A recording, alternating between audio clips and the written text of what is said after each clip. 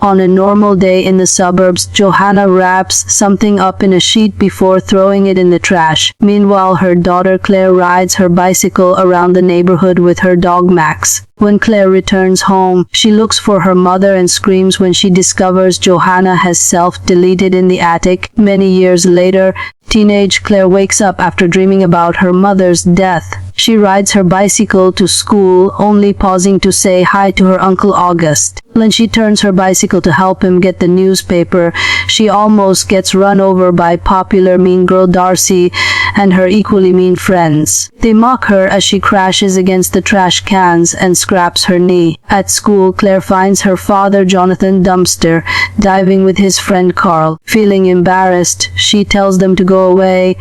Jonathan points out they're across the street and not at the actual school, but the students can see them anyway and are already whispering things behind her back. Jonathan asks her about her knee wound, and when he hears she visited August, he scolds her since they're not supposed to talk to him. Place ignores that order and finally convinces him to leave. Afterward, Claire joins her friends June and Meredith to hang up a banner they made. A boy takes the chance to take a picture of Claire's rear, and Darcy throws a drink at the banner, ruining it. Claire is also sad to notice that her crush Paul has a new girlfriend.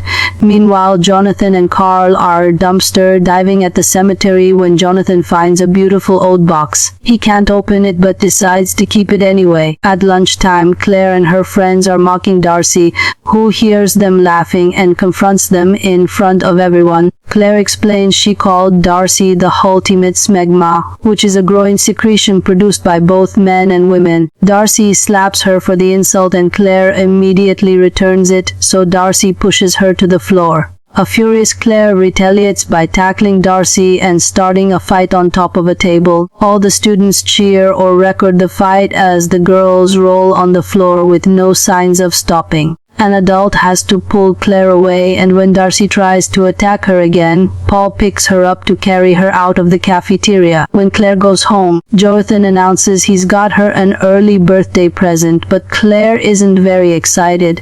She finds the package on her bed and opens it to see the pretty box. There's some Chinese writing on it that she can translate as 7 wishes, but she fails to open it. That afternoon, Claire discovers that Darcy posted a video of the fight, but not how she started it, so everyone takes her side in the comments. She also posted a picture of Jonathan dumpster diving, and now people are calling Claire Garbage Girl. Remembering that the box said 7 wishes, Claire grabs it and wishes for Darcy to go rot. At that moment, she hears Max at the door and opens it for him, but Max refuses to enter the room and growls at the box. In the middle of the night, while Claire is asleep, the box opens and plays some music. Claire feels uncomfortable but never wakes up, and the box closes itself. After having a sleepover with some friends, Darcy wakes up and goes to the bathroom, only to discover her legs are rotting. When she looks in the mirror, she screams at the rotting appearing on her face too. The noise wakes up her friends, who immediately take pictures. Later at school, the photos go viral and everyone makes fun of Darcy.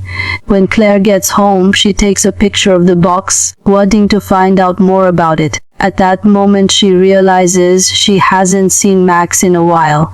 She goes looking for him and follows a noise under the deck. Suddenly something falls and Claire is horrified to notice it's Max's body being eaten by rats. Afterward, Jonathan and Carl bury Max and Claire cries because the dog had been a gift from her mother. The next day, Claire shows her Chinese teacher the box of pictures to ask him about the words she couldn't understand. However, he explains this is ancient Chinese, so she'll have to ask a scholar. Ryan overhears this and tells her he has a cousin who could help, but she turns him down. In the evening, Claire makes a post remembering Max. She's interrupted by a message from Meredith, who tells her to check Paul's social media. After looking at Paul's photos, Claire grabs the box and wishes for Paul to fall madly in love with her. The next morning, Paul ignores his girlfriend to talk to Claire. While the box opens to play its music, August is getting a bath ready. Unfortunately, he slips and falls inside the tub, hitting his head and dying in the process. When Claire goes home, She sees August's death on the news and Jonathan says, "It's good riddance." Since the family ignored him for years, he doesn't think August left them anything. Then Claire tries to go to her room and trips on some stuff her dad salvaged, so she yells at him for bringing trash to the house. Tired of being poor, Claire runs to her room and grabs the box to wish for August to leave her everything. Sometime later, Jonathan gets a call informing him that August left his fortune to Claire. The family immediately moves to August's fancy house and Claire gets a new phone plus her own car. She goes shopping for nice clothes with her friends. They get a makeover and buy lots of snacks. The new look is noticed by Paul. In the evening, Claire is shocked to see the box opening and playing music. Meanwhile, Claire's former neighbor is using her garbage disposal and hears a strange noise coming from the machine. She turns it off to take a closer look, but she doesn't notice anything, so she turns it on again only for her braid to get caught in it. Since the machine is pulling her down, she can't reach the button again, and eventually her scalp is torn off. The woman's neck lands on the edge of the disposal and breaks, killing her. The next day, Jonathan shows Claire that he's found some of Johanna's old paintings. Claire is worried she made up like her mother, but Jonathan promises to take care of her to avoid that from happening. Moments later, Claire finds Jonathan playing the saxophone, which he hadn't touched since Johanna died. This means he's making an effort to move on. That night, Claire keeps dreaming about the box. Suddenly, she wakes up and notices a shadow moving outside. She rushes out to check, but she can't see anyone. The next day, Paul breaks up with his girlfriend and immediately asks Claire out, but she says she'll think about it. Later, she searches for the symbols from the box on the internet, but she can't find any information, so she has no choice but to ask Ryan for help. On the way to see his cousin, Ryan and Claire bond over memories from the first grade and their belief in the multiverse. Eventually, they meet with Gina, who thinks the appears to be a version of a Chinese wish pot. You're supposed to write your wish on a piece of paper and put it in the pot, then wait for it to come true. Gina translates the text. Noticing it promises to grant 7 wishes and that there are rules. The wish maker must touch the box to make the wish, and getting rid of the box will undo all the wishes. The box also has the name Lume, so they search it on the internet and find an old legend. In 1910, the bubonic plague took over China and Lume's family were suspected of being infected, so they were quarantined in a train car. The whole family died of a heat stroke and dehydration except for Lume. Wanting revenge, she took the family's most valuable object, which was a music box, and took it to a temple. She prayed for 7 days and 7 nights until a demon answered. Then Lume became very wealthy and all her enemies were defeated. 12 years later, she self-deleted with opium. There are some sentences on the box. One part says that something happens after the music ends, but Gina can't translate the rest. She takes some pictures of the box and promises to contact a scholar friend. On her way home, Claire discovers that Jonathan is still dumpster diving and yells at him, refusing to hear his side of the story. When she gets home, she grabs the box to wish her dad wasn't so embarrassing. That night, Jonathan appears as a cool saxophone player that June finds attractive. Meanwhile, Gina receives an email from her friend with the full translation of the box and thinks it's messed up. At that moment, the box opens and a storm causes the power to go out in her apartment. Judah goes to the balcony for better signal and leaves a message on Ryan's phone saying the box text is freaking her out. Suddenly, the door closes behind her and causes her to drop her phone, so she returns to her apartment. Because of the darkness, she trips on the carpet and falls on top of a bull statue that stabs her with its horn, instantly killing her.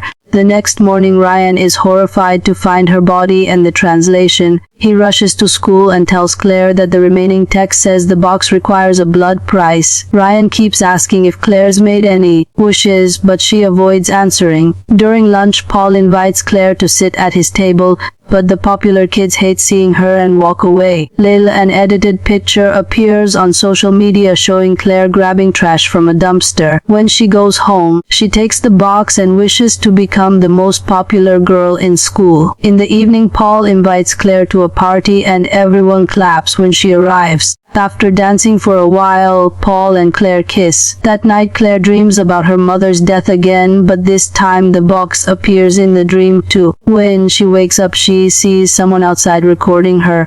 Claire tries chasing after the man, but he's faster and gets to escape. Suddenly someone appears behind her, but it's just her dad. When she tries to explain what's happening, she realizes it all started with the box, so she hides it in a vent. The next day Claire visits her former neighbor. Nobody answers the door, but she smells a terrible stench. Claire goes inside and is horrified to find the body in the kitchen. Later at school, Claire gets to sit with the popular kids, but she doesn't feel comfortable and goes looking for Meredith and June, who aren't happy about the way she's been ignoring them. Claire convinces them to hear her out and tells them about the deaths and the box, which she has chained up. Meredith thinks it's a coincidence and calls Claire selfish for asking for dumb things instead of curing cancer. After a short argument, June convinces Claire it's better if she gets rid of the box. Claire goes outside to do so, but she hears Jonathan playing the saxophone and decides to keep it after all. Sometime later at a party, Claire is kissing Paul in his car when she finds another woman's clothes. Then she checks Paul's phone and discovers a bunch of pictures of her, which means he's the guy who has been sneaking into her garden. Claire breaks up with him, although he refuses to accept it. At that moment, the box opens and a decoration falls on top of a bonfire at the party. Meredith pulls June out of danger just in time to save her. Meanwhile, Jonathan is on his way to a gig only for his car to get a flat tire. While changing it, Jonathan almost gets run over by two racing cars, but luckily he dodges them. Then he accidentally kicks his spare tire and hits another car, causing it to bounce. It almost decapitates him, but he dodges the tire too. After the party, the girls stay at a fancy hotel and Claire confesses to June that she didn't get rid of the box. Meredith takes the elevator and it suddenly stops, so she gets stuck. In just a few seconds it opens the door before going down again at a dangerous speed. The cables break and the elevator crashes on the ground, killing Meredith. After the police arrive, June blames Meredith's death on Claire. At that moment, Ryan arrives and takes Claire to his house to show her his research. Every person who owned the box lived a fancy and successful life, but all of them were surrounded by death and ended up self-deleting in mysterious ways, like the man who was found locked in a basement during a house fire. Their conversation is interrupted when Claire gets hundreds of texts from Paul asking her to get back together. Claire has a breakdown and Ryan yells at her when he hears she's made 5 wishes already, but he still agrees to help her destroy the box. They throw it into the fire and hit it with a hammer, but nothing happens, so Claire hides it in a vent again. That night, Claire wakes up from another nightmare to find Paul in her room with a knife. He says he can't live without her and uses the knife to prove it. Claire screams and calls an ambulance that quickly takes him away.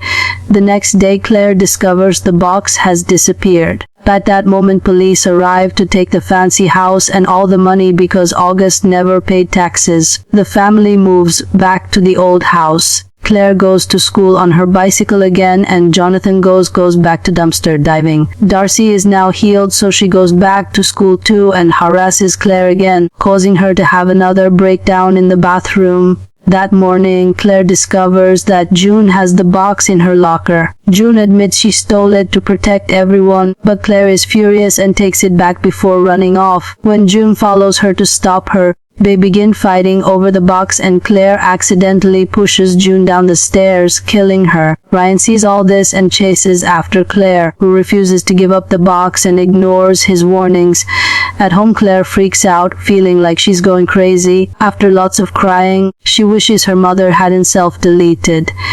At that moment, a revived Johanna appears in Claire's room as if she never left and reveals 2 more daughters. The family celebrates Claire's birthday and has a wonderful time together. After the party, Claire looks at Johanna's new paintings and discovers one of the box, which makes her realize her mother also used the wishes and her death had been the box's fault. Suddenly Claire hears the music from the box and notices Jonathan working with Carl outside.